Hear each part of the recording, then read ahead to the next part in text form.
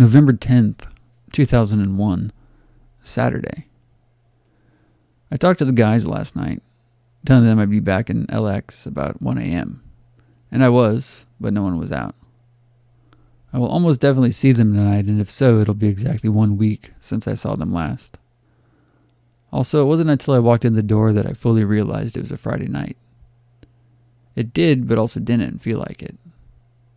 I hate wasting my time at work. I wish I could be what I want to be so I don't have to work for anybody else. Barely got any sleep. Went to bed about 2 a.m. and had to be up at 7 a.m. We had a meeting at work at 8 a.m.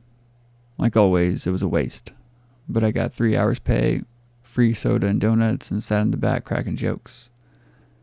After the meeting, I returned home and took a nap and came back to work at 4 p.m. I'm here right now. I got a thank you letter from Calliope in Virginia, and also my Maximum Sex book from Maxim. I wasn't supposed to work until 6 p.m., but Jason, another cool-ass projectionist, asked if I would come in at 4 p.m. since he was closing, so I said sure.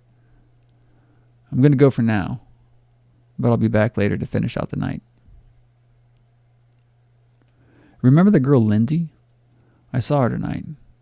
You probably don't remember because you were non-existent back then. A long time ago, around May, I believe, when Pearl Harbor was just starting out, I saw this girl who was very, very cute and reminded me of Brandy. Lance said he knew her, and I told him to give her my digits. Mr. Quinn gave them to her, and that was that. She called a few nights later, and we talked for a few hours about all types of different things. Well, that was all. Anyway, I saw her tonight in the streetscape. I was a part of the casino. We connected eyes, and I recognized her immediately. Her hair is lighter now, but her beautiful eyes were the same. We passed one another about 3 times. I said hello, my final time seeing her.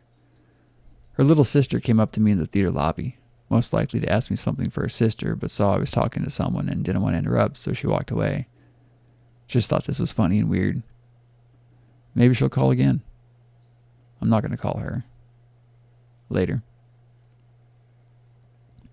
After work, I called Will and hooked up with the fellas. They were over at Alice and Mike T's place. Will, Kirk, Tim, Alice, Derek, Jenster, and myself just kicked back and watched the tube. The new South Park was funny as shit. It was about anthrax, Afghanistan, and Bin Laden. It was great. Marilyn called and left a message, so I called her back. We talked, but not too deeply, and then we said goodbye.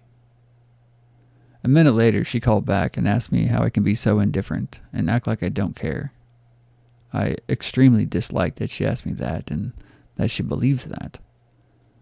I can't even say, if you only know the pain I feel. Guess what, Brett? She does. Even more than you can ever know. She hurts and has hurt much more. Remember that. End quote. The void in his heart that harbored the dark has lost. It has been overpowered by the beauty and purity of love and life. Brett Allen Coker, short story, Joseph in the Light.